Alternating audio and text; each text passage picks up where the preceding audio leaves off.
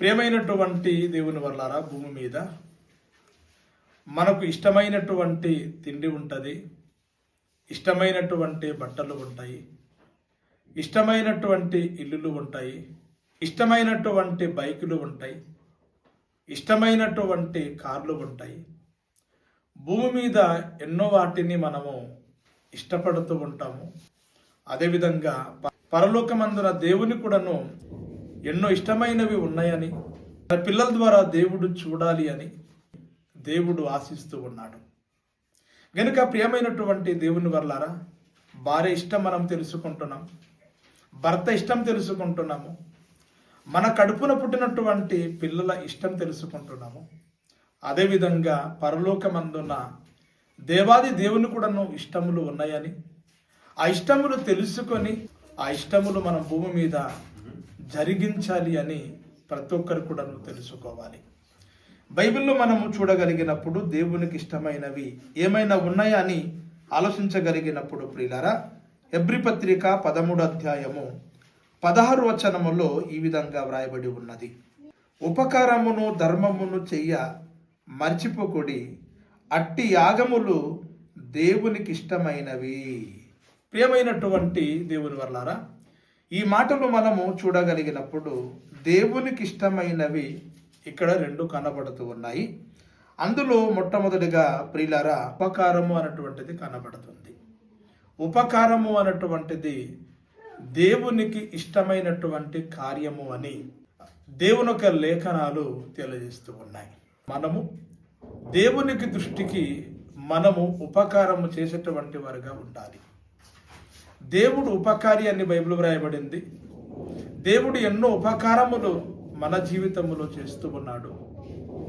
దేవుడు ఎప్పుడు కూడా అపకారి కాదు, కానీ దేవుడు ఉపకారి అని ఆయన చేసినటువంటి ఉపకారమును మనము మరవకూడదు అని పరిశుద్ధ లేఖనాలు తెలియజేస్తూ ఉన్నాయి. దేవుడు ఎలాగైతే ఉపకారం చేయవాడుగా ఉన్నాడో, సేమ్ అదేవిధంగా తన కడుపున పుట్టినటువంటి పిల్లలైనటువంటి మనము కూడాను ప్రియులారా ఉపకారము చేసేటువంటి వారుగా ఉండాలి. కానీ ఈరోజు చాలామంది ఉపకారానికి బదులుగా చాలామంది అపకారము చేస్తూ ఉంటారు.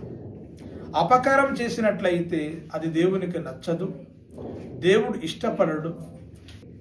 ఎవరైతే ఉపకారం చేస్తారో అటువంటి వారి విషయంలో దేవుడు ఇష్టపడతాడని, అవి దేవునికి ఇష్టమైన కార్యములు అని ప్రతి ఒక్కరు కూడా తెలుసుకోవాలి. బైబిల్ గ్రంథములో మనం చూడగలిగినప్పుడు ఉపకారానికి బదులుగా అపకారం చేసినటువంటి వ్యక్తి బైబిల్ గ్రంథమందు కనబడతాడు. ఆ వాక్యము ఎక్కడుందంటే ప్రియులారా, 1 సమూయేలు గ్రంథము 25వ అధ్యాయము 21వ వచనములో ప్రియులారా ఈ విధముగా వ్రాయబడి ఉన్నది. అంతకు మునుపు దావీదు నాబోలునకు కలిగిన దాని అంతటిలో ఏదియూ పోకుండా ఈ అరణ్యములు అతని ఆస్తి అంతయు నేను వ్యర్థముగా కాయుచు వచ్చి తిని, ఉపకారమునకు నాకు అపకారము చేసి ఉన్నడే. ప్రియమైనటువంటి దేవుని వల్లారా, ఈ మాటను మనము జాగ్రత్తగా ఆలోచించగలిగినప్పుడు నాబలు అనబడినటువంటి వ్యక్తి కనబడుతున్నాడు, దావీదు గారు కూడా ఇక్కడ కనబడుతూ ఉన్నారు. అరణ్యములో దావీదు నాబలు ఆస్తిని కాసినట్లుగా సంరక్షించినట్లుగా మనం చూస్తాం ప్రియులారా. అతనికి ఉన్నటువంటి ప్రాపర్టీ, తనకున్నటువంటి ఆస్తి అంతటిని ప్రియులారా దావీదు కాపాడుకుంటూ వచ్చాడు. కానీ ఒకరోజు దావీదు సహాయము కోరుకున్నాడు. ఒకరోజు దావీదు నాబలుకి సహాయం కోరుకున్నాడు. సహాయం కోరుకున్నప్పుడు దావీదు మీద చాలా కఠినంగా మాట్లాడాడు.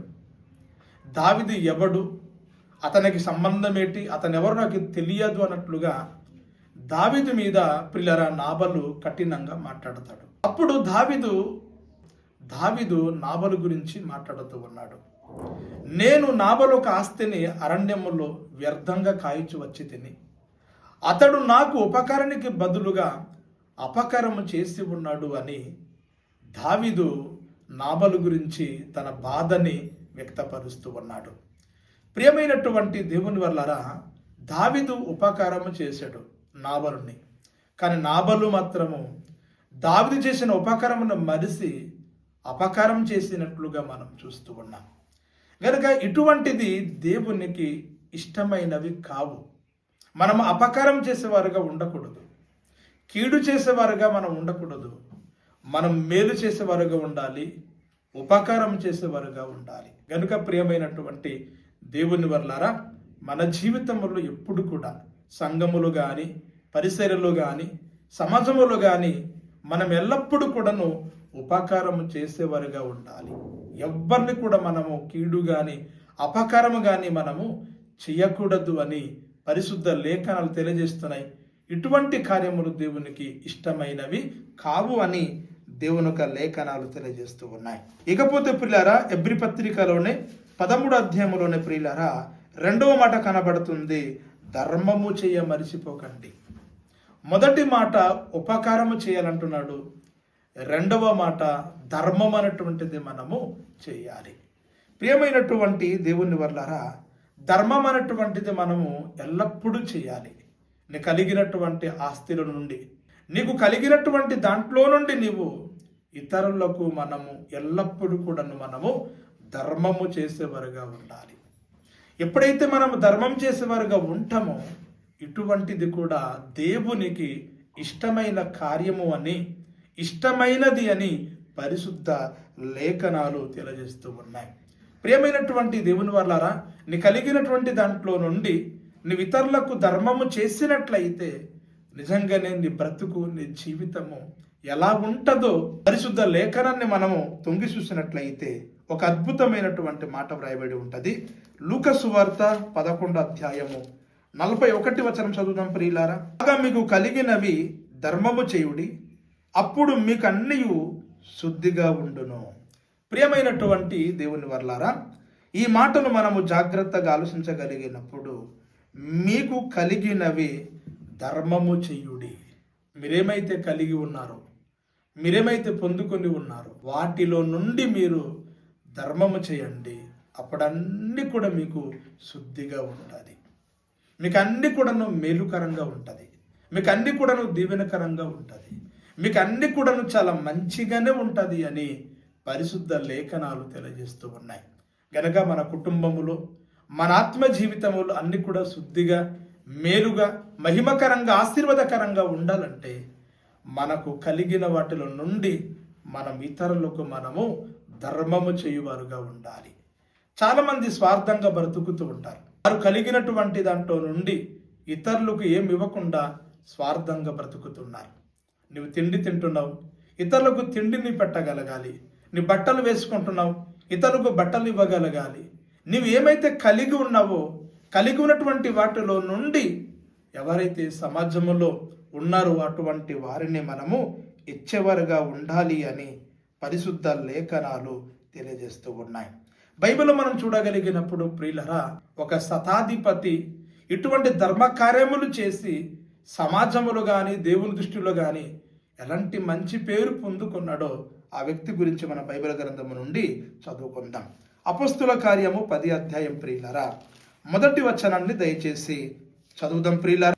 ఇటలి పటలమనబడిన పటలములలో శతాధిపతి అయిన కొర్నేలు అను భక్తిపరుడొకడు కైసరలో ఉండెను. అతడు తన ఇంటి వారందరితో కూడా దేవుని యందు భయము భక్తి గలవాడై ఉండి ప్రజలకు బహు ధర్మములు చేయుచు ఎల్లప్పుడూ దేవునికి ప్రార్థన చేయువాడు. ప్రియమైనటువంటి దేవుని వర్లారా, ఇక్కడ ఒక వ్యక్తి కనబడుతున్నాడు. అతని పేరే కొర్నేలి. ఆయన శతాధిపతి అని కూడా బైబిల్లో వ్రాయబడింది. ఆయన తన ఇంటి వారందరితో భయము భక్తి కలిగి ప్రజలకు బహు ధర్మ కార్యములు చేసినటువంటి వ్యక్తిగా కనబడుతూ ఉన్నాడు. ఆయన చేసినటువంటి ధర్మ కార్యములు దేవుని సన్నిధిలో జ్ఞాపకార్థంగా చేరినట్లుగా మనం చూస్తూ ఉన్నాం. గనుక ప్రియులారా, మనం ఎప్పుడైతే ఉపకారమును, ధర్మమును మనం ఎప్పుడైతే చేస్తామో ప్రియులారా, దేవుని సన్నిధిలో జ్ఞాపకార్థంగా చేరిపోతాయని దేవుని యొక్క లేఖనాలు తెలియజేస్తూ ఉన్నాయి. కనుక ప్రియమైనటువంటి దేవుని వల్లారా, మనము ధర్మకార్యములు చేసేవారుగా ఉండాలి. ఎవరెవరికి మనము ధర్మకార్యములు చేయాలి అని ఆలోచించినప్పుడు మొట్టమొదటిగా ప్రియులారా, పేదలకు మనము ధర్మకార్యములు చేయాలి. రెండవదిగా ప్రియులారా, సేవకులకు ధర్మకార్యములు చేయాలి. మూడవదిగా ప్రియులారా, సంఘానికి మనము ధర్మకార్యములు చేయాలి. నాలుగవదిగా ప్రియులారా, సమాజానికి మనము వెళ్ళి సమాజానికి మనము ధర్మకార్యములు మనము చేయాలి.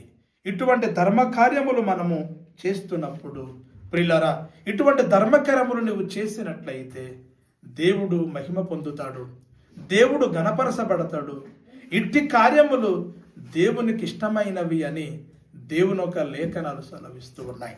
ఎప్పుడైతే ప్రియులారా మనము ఉపకారమును ధర్మములు మనం చేస్తూ ఉంటామో, ఇవి దేవునికి ఇష్టమైన కార్యములు గనుక, దేవుని ఇష్టాన్ని నువ్వు నెరవేరుస్తున్నావు గనుక, దేవుని ఇష్టం నీ ద్వారా నెరవేర్చబడుతుంది గనుక, నీవు దేవునికి అడిగినప్పుడు దేవుడు నీకు ఏదైనా ఇస్తాడు.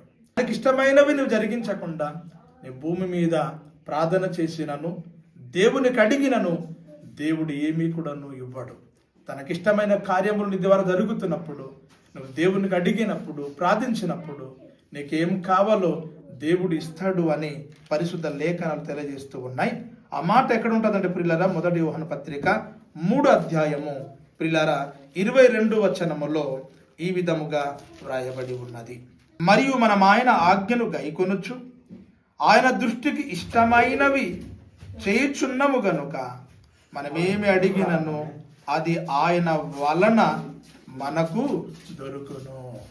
ప్రియమైనటువంటి దేవుని వర్లారా, ఈ మాటలు మనము చూడగలిగినప్పుడు ఒక మాట వ్రాయబడింది, ఆయనకి ఇష్టమైనవి చేయుచున్నాము గనుక మనమేమి అడిగినను ఆయన వలన మనకు దొరుకును, ఆయన వలన మనము పొందగలము అని పరిశుద్ధ లేఖనాలు తెలియజేస్తూ ఉన్నాయి. గనుక ప్రియమైనటువంటి దేవుని వల్లారా, ఆయనకి ఇష్టమైనవి మనము చేయాలట. ఆయనకి ఇష్టమైనవి ఏమిటి అని మనం ఆలోచించగలిగినప్పుడు మొదటి మాట ఉపకారం అన్నాడు, రెండవ మాట ధర్మము అన్నాడు. ఇటువంటి ఉపకారము కానీ ధర్మములు కానీ అనేకమైన వాటిల్ని కానీ మనము చేయగలిగినప్పుడు ప్రియులారా, మనం ఏమడిగినను దేవుడు మనకి ఇస్తాడట అండి. మనం ఏమడిగినను మనము పొందుకొనగలమని పరిశుద్ధ లేఖనాలు సెలవిస్తూ ఉన్నాయి. మనం ప్రార్థన చేసినప్పుడు మన ప్రార్థన దేవుడు వింటాడు, అంగీకరిస్తాడు. ఆ ప్రార్థన దేవుని సన్నిధిలో చేరిపోతుంది. మనం అడిగింది దేవుడు ఇస్తాడు, మనం పొందగలము అని పరిశుద్ధ లేఖనాలు తెలియజేస్తూ ఉన్నాయి.